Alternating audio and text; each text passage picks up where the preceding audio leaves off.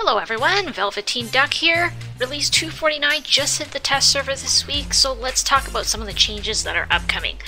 Please remember that these are early versions from the test server, so there's still some bugs and things can still change between now and when it actually hits the live servers.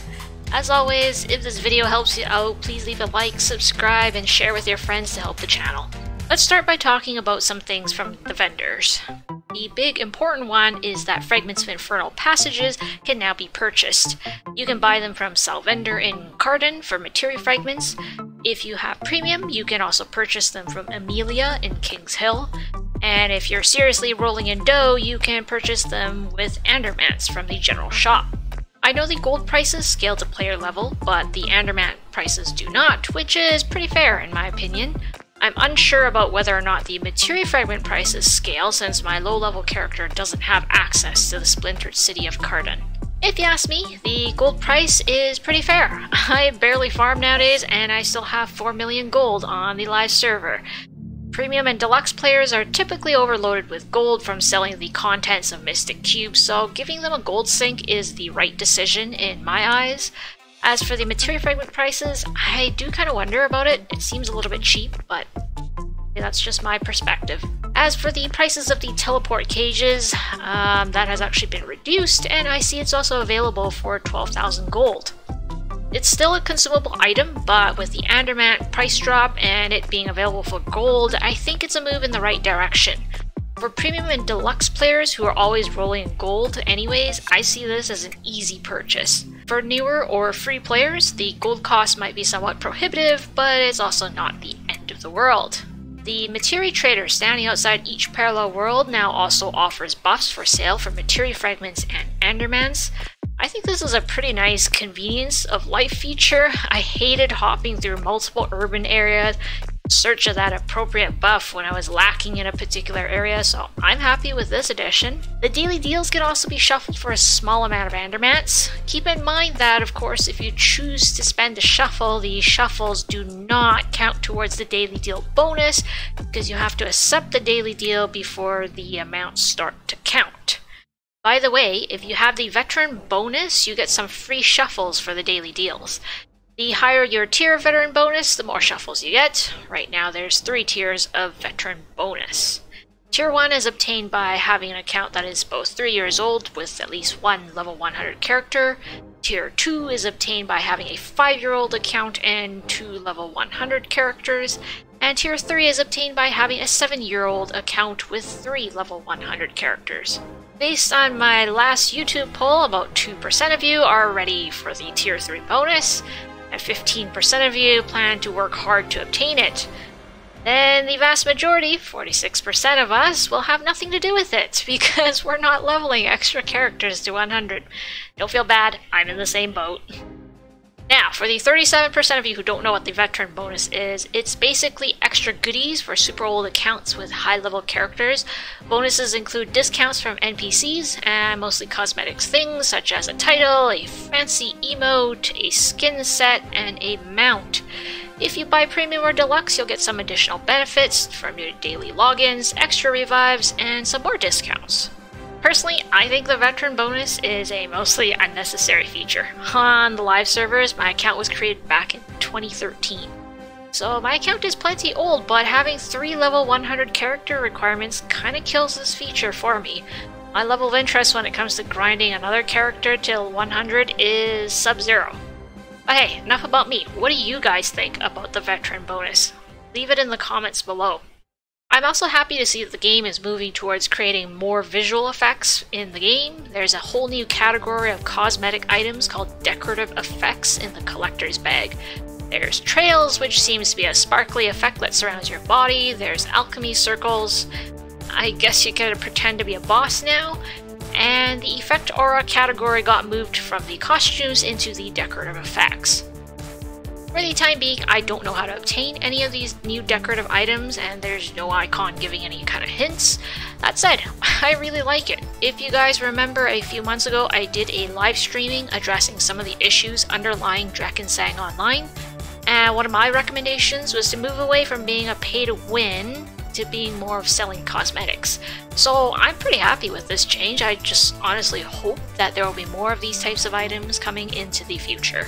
Now, before I leave the topic of the collector's bag behind, there's also a new pet spotted under free spirits category. It's a little gnome laboring under a big bag that will help you auto-loot your gems, jewels, and runes. You guys have no idea how much this makes this lazy duck happy.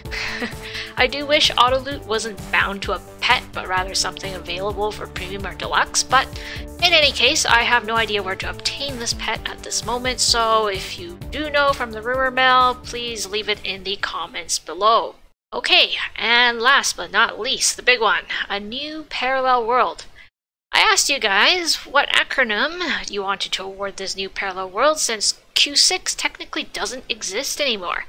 And over 80% of you still voted for Q10, so Q10 it is. Q10 is unlocked by having all the preceding parallel worlds unlocked. You'll pick up the quest from Amon called Sushi Party, and at the door to Q10 you're going to see the brand new Q10 uniques. I'm going to show the Spellweaver version of the uniques over here, and the appropriate replacements if you need to play another class other than Spellweaver. So, as you can see, I have the Abyssal Treasure Gloves here. Frankly speaking, this item is kind of ridiculously good, especially for the Spellweaver class if you play the Ice build. This item is quite obscene in terms of its unique values. Individual resistance lines are higher than general resistances for starters. Then you get a whopping 10 points added to a single skill. Do you know any other item out there that adds 10 points to one skill? Alright, there isn't one. The closest thing you have is the Scorn of the Dragon set, which still requires you wear 2 pieces to get the 10-point investment into Master of Fire. There's also that 5% chance to stun, which is kind of a joke in my mind, but I'm gonna just ignore that. Overall, the gloves are insane. If these are the values that they're actually going to come to the live server with, I may have to ditch my Roshan gloves and actually consider using these. Taking a look at now the Abyssal Treasure Pauldrons, this item here is a bit of a strange one in my opinion. I haven't been able to get my hands on this one to test it out yet, but I'm working on it.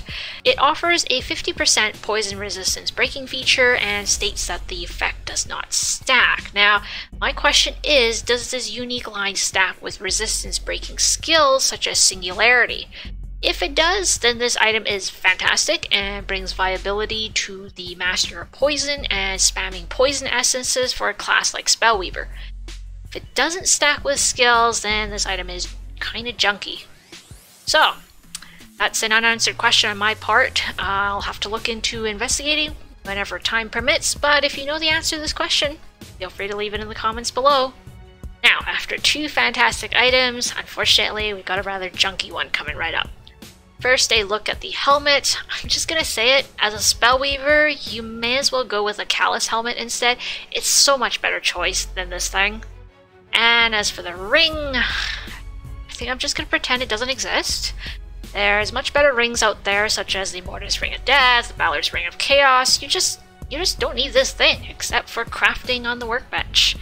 Anyways, enough about the equipment from Q10, let's take a look into the map itself. The first map is the Ship's Graveyard, which is pretty simple and straightforward. The second map is the Heart of Atlantis, and you'll encounter 2 new monsters in there. The first one is the Armed Khaross, which can be summed up as Shark Gunners. Their attacks apply a burning effect. The second one is called the Mordacious Khaross. What's Mordacious, you ask? Well, it means biting, apparently, so the Mordacious Khaross likes to take a nibble if you walk a little too close to it. Other than that, the quest itself is very straightforward. You can use quest guidance for every single step of the way. As for Gorga himself, well, I managed to visit him, but that visit lasted barely a minute because I died.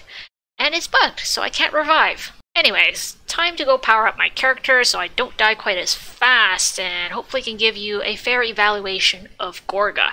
If you are interested in seeing Q10 in greater detail or discuss any of these release 249 changes, come join my live stream tomorrow at 10 AM Mountain Time, available on both YouTube and Twitch.